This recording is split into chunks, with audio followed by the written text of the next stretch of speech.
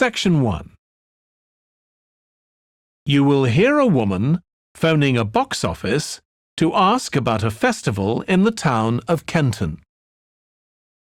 First, you have some time to look at questions 1 to 5.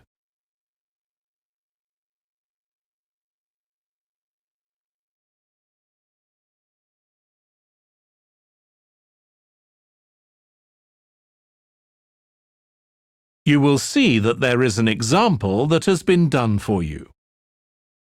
On this occasion only, the conversation relating to this will be played first. Good morning, Kenton Festival Box Office. How can I help you? Oh, good morning. I'm coming to Kenton for a few days' holiday next month, and a friend told me there's a festival. She gave me this number to find out about it. That's right. The festival begins on the 16th of May and goes on till the 19th. Oh, that's great. I'll be there from the 15th till the 19th. The festival starts on the 16th of May, so 16th has been written in the space. Now we shall begin.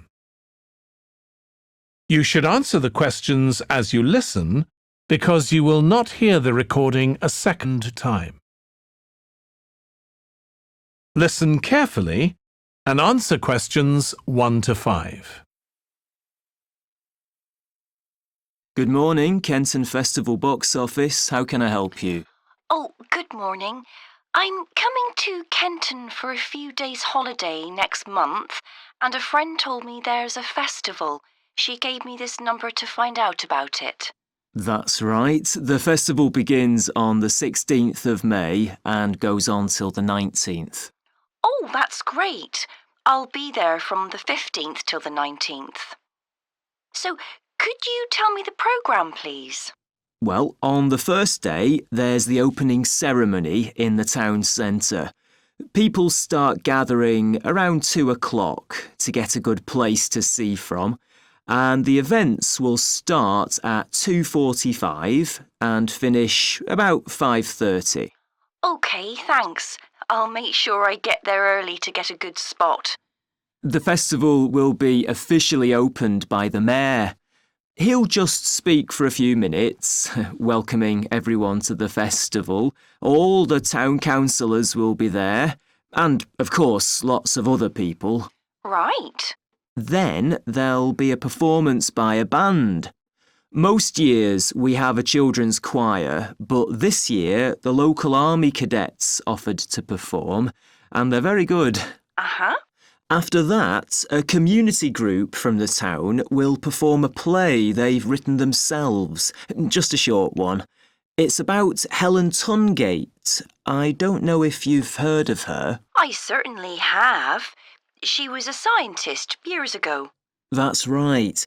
She was born in Kenton exactly 100 years ago, so we're celebrating her centenary. I'm a biologist, so I've always been interested in her. I didn't realise she came from Kenton. Yes. Well, all that will take place in the afternoon, and later, as the sun sets, there'll be a firework display. You should go to the park to watch, as you'll get the best view from there. And the display takes place on the opposite side of the river. It's always one of the most popular events in the festival. Sounds great. Before you hear the rest of the conversation, you have some time to look at questions 6 to 10.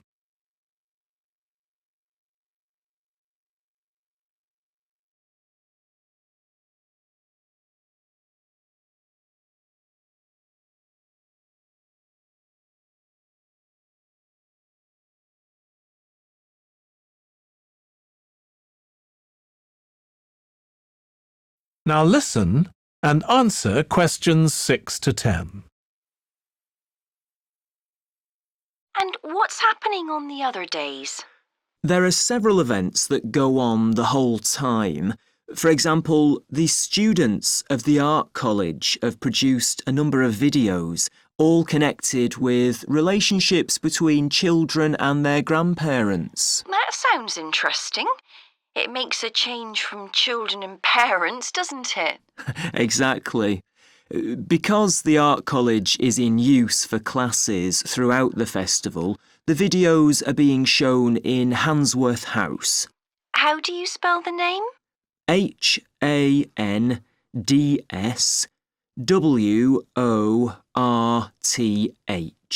Handsworth House. It's close to the town hall. Right. Now, let me see, what else can I tell you about? Are there any displays of ballet dancing? I'm particularly interested in that as I do it as a hobby. There isn't any ballet, I'm afraid, but there'll be a demonstration of traditional dances from all round the country. Well, that'd be nice. Where's that being held? It's in the market in the town centre, the outdoor one, not the covered market. And it's on at 2 and 5 every afternoon of the festival, apart from the first day. Lovely. I'm interested in all kinds of dancing, so I'm sure I'll enjoy that. I'm sure you will. And I'd really like to go to some concerts, if there are any. Yes, there are several. 3 performed by professionals and 1 by local children. And where is it being held? It's in the library, which is in Park Street, on the 18th at 6:30 in the evening. I presume I'll need tickets for that. Yes, you can book online, or you can buy them when you arrive in Kenton, either at the festival box office or from any shops displaying our logo in the windows. Well, I think that'll keep me busy for the whole of my stay in Kenton. Thank you so much for all your help. You're welcome. I hope you enjoy your stay. Thank you. Goodbye. That is the end of section 1. You now have half a minute to check your answers. Section 2. You will hear a man talking to a group of people about a tour of theatres in the city of Munich in Germany that he has arranged for them. First, you have some time to look at questions 11 to 15.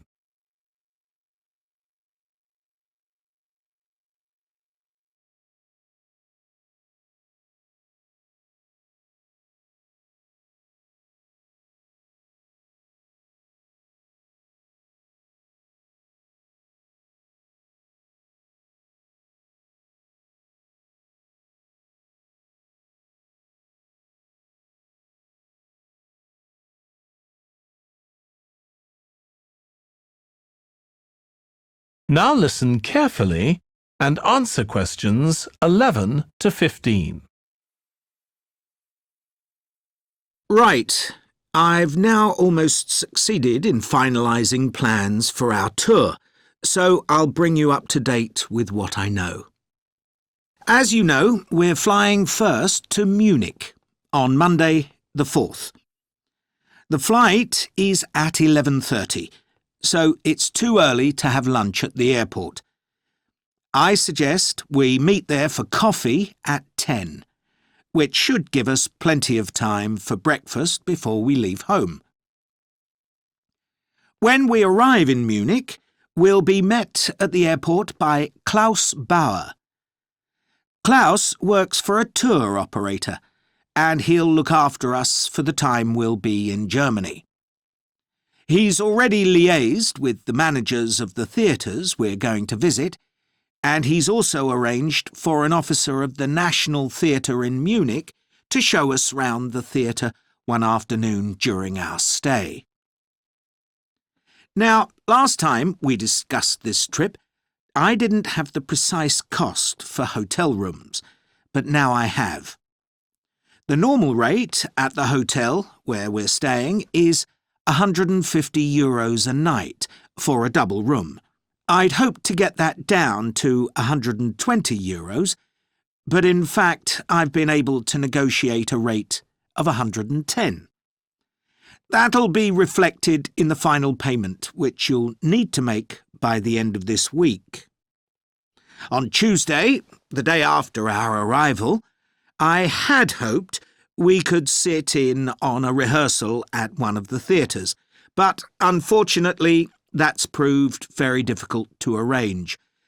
So instead, we'll have a coach trip to one of the amazing castles in the mountains south of Munich. On Tuesday evening, we'll all have dinner together in a restaurant near our hotel. From talking to you all about your preferences, it was clear that a typical local restaurant would be too meat-oriented for some of you. Some of you suggested an Italian restaurant, but I must confess that I decided to book a Lebanese one, as we have plenty of opportunities to go to an Italian restaurant at home. On Wednesday afternoon, the director of the play we're going to see that evening will talk to us at the theatre.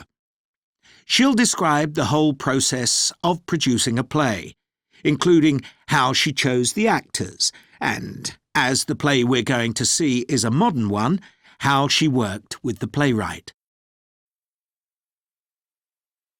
Before you hear the rest of the talk, you have some time to look at questions 16 to 20.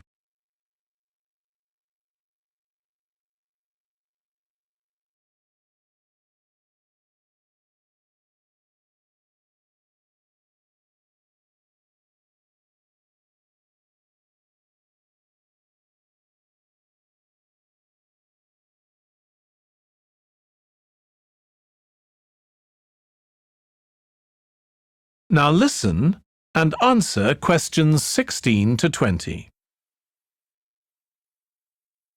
Right. Now I'd just like to make a few points about the plays we're going to see, partly because it might influence your choice of clothes to take with you. The play we're seeing on Wednesday evening is a modern one, and we're going to the premiere, so it'll be quite a dressy occasion, though of course you don't have to dress formally. I gather it's rather a multimedia production, with amazing lighting effects and a soundtrack of electronic music, though unfortunately the playwright is ill and is unlikely to be able to attend. On Thursday, we're seeing a play that was first performed last year, when it was commissioned to mark 100 years since the birth in the town of a well-known scientist. We're going to see a revival of that production, which aroused a lot of interest. Friday's play will really make you think hard about what clothes to pack, as it'll be in the garden of a palace. It's a beautiful setting, but I'd better warn you, there won't be much protection from the wind. On Saturday, we're going by coach to a theatre in another town, not far from Munich. This will be the opening of a drama festival, and the mayor and all the other dignitaries of the town will be attending.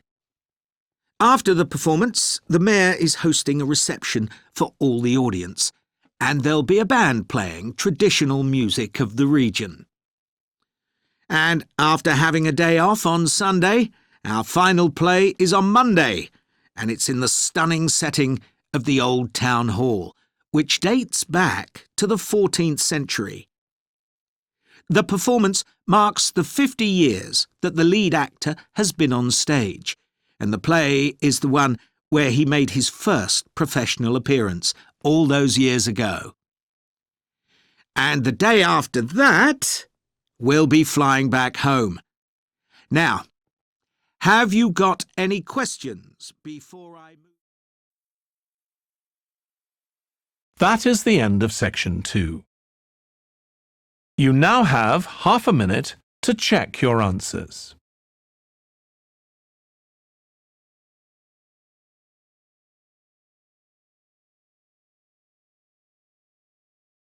Section 3. You will hear James, who is in the Scandinavian Studies department at his university, talking to his tutor, Beth. First, you have some time to look at questions 21 to 25.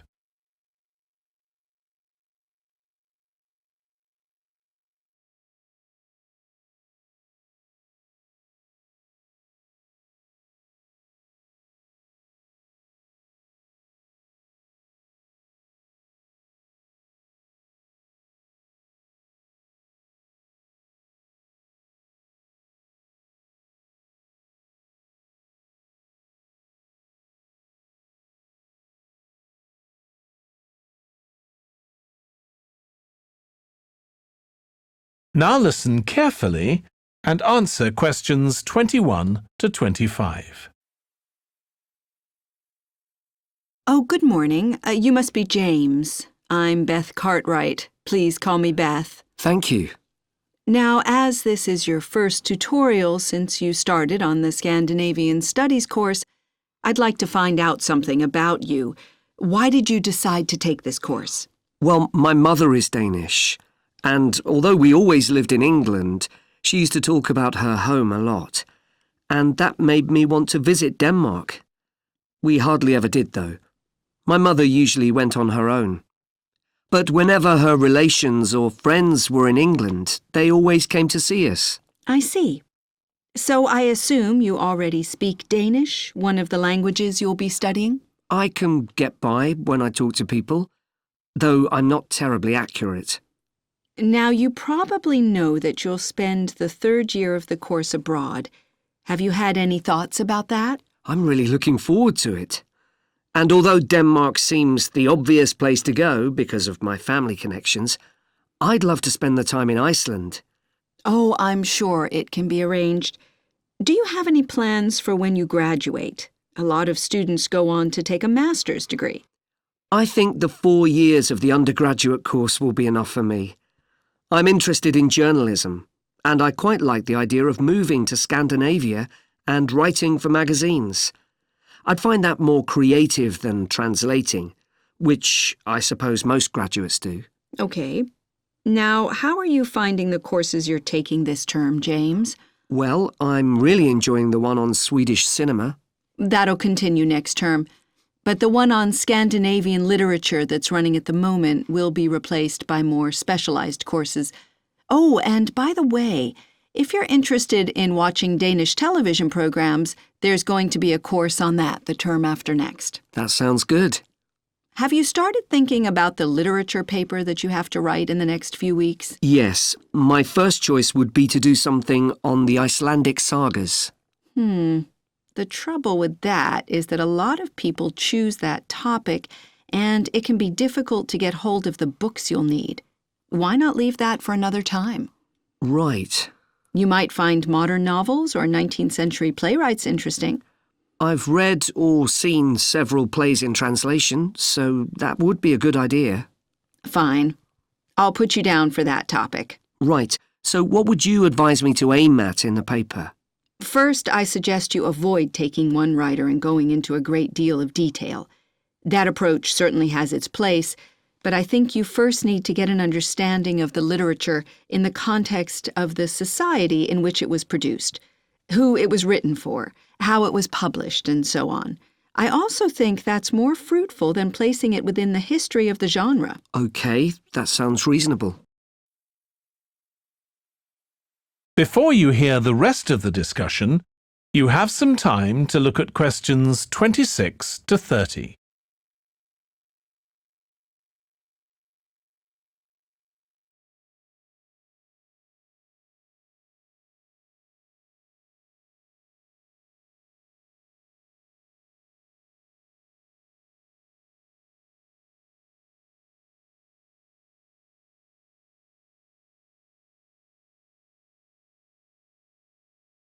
Now listen and answer questions 26 to 30. Could I ask for some advice about writing the paper I'm working on about the Vikings? I have to do that this week, and I'm a bit stuck. Of course. Have you decided yet what to write about? No, I haven't. There's so much that seems interesting.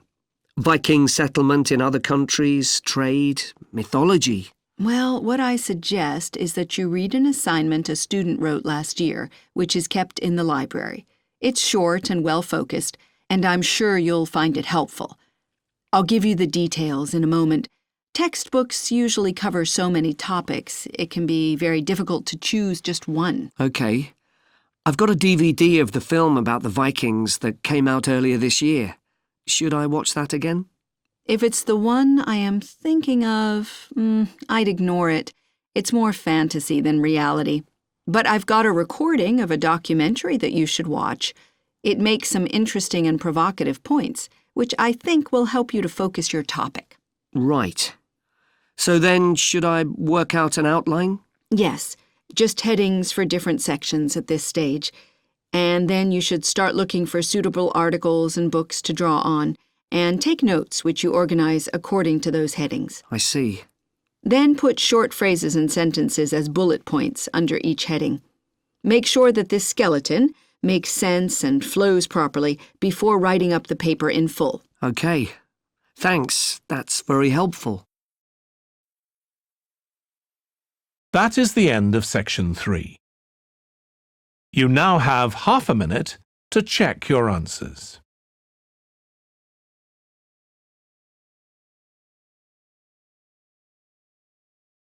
Section 4.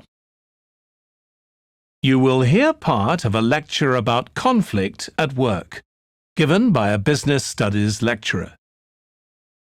First, you have some time to look at questions 31 to 40.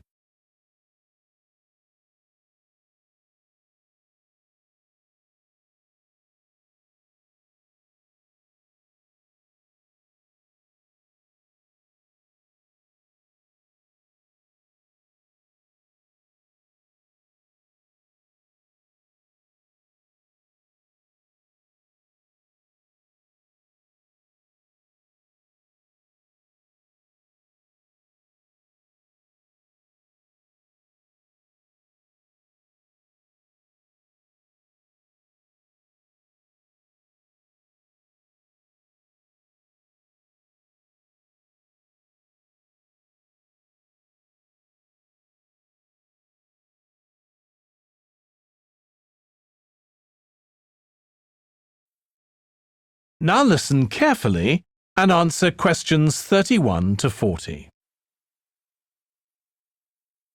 Over the years, attitudes towards workers have changed considerably. After all, there was a time when workers had no rights at all and laboured in appalling conditions. Conditions have improved a lot, but conflict in the workplace is still common. And human resources managers nowadays need to be able to deal with it when necessary. What is conflict in the workplace? Definitions vary, but I'm taking it to refer to a whole range of behaviours that the victim finds unacceptable, from minor, harmless arguments to, at the opposite extreme, physical violence. Much of this is covered by the term bullying, by which I mean one or more people behaving abusively or aggressively against another who is in a weaker position. Although all behaviour like this is a form of conflict, not all conflict can be described in these terms.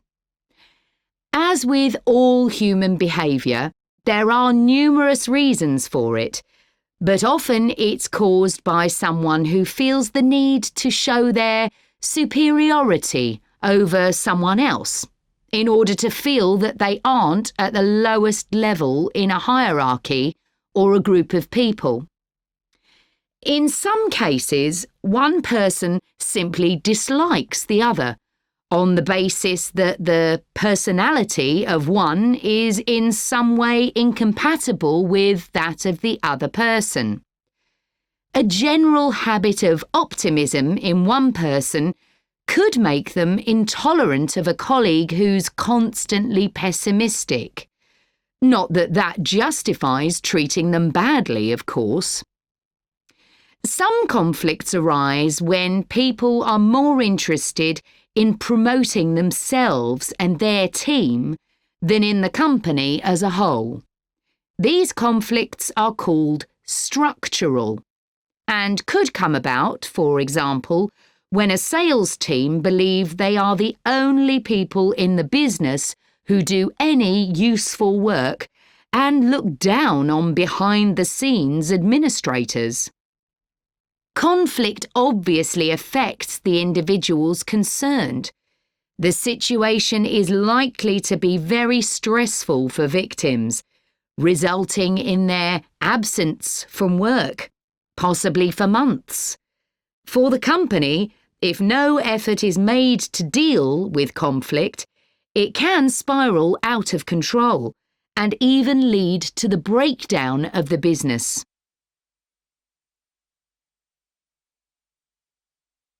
Some interesting work with chief executives, CEOs, has uncovered some of the reasons why they may treat colleagues badly.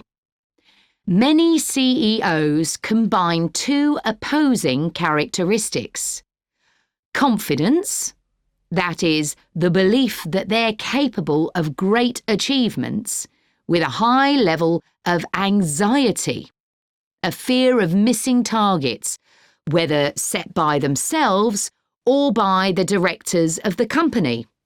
This combination can make them respond badly to anyone who questions their decisions. In a high-pressure work environment, such characteristics become problematic, and it's particularly difficult to tackle the situation where colleagues, managers, and board members are all trying to achieve their own visions.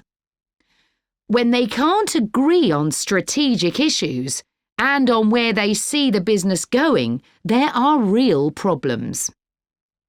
For managers at lower levels within the organisation, it might seem that an autocratic form of management, where the chief executive gives orders and everyone else has to obey, would see more conflict than others.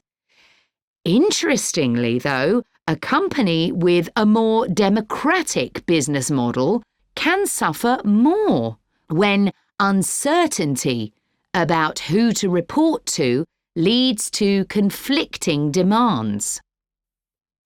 Now I'll say a little about dealing with the type of conflict that has harmful effects. Of course, the ideal is to prevent it arising in the first place. A good manager at any level will make efforts to earn the respect of the people they work with, particularly those who report to them.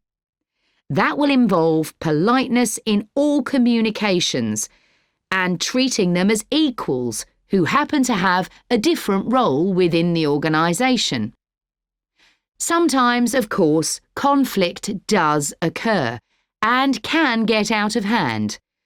In such cases, the Human Resources Department often gets involved.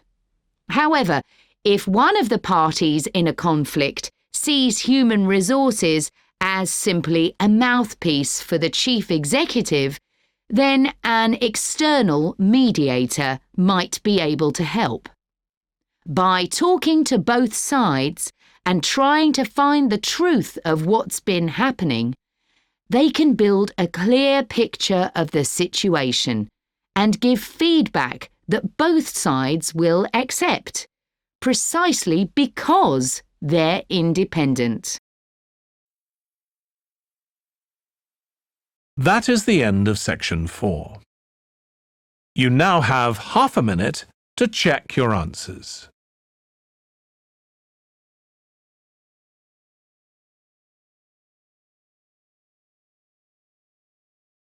That is the end of the listening test. In the IELTS test, you would now have 10 minutes to transfer your answers to the answer sheet.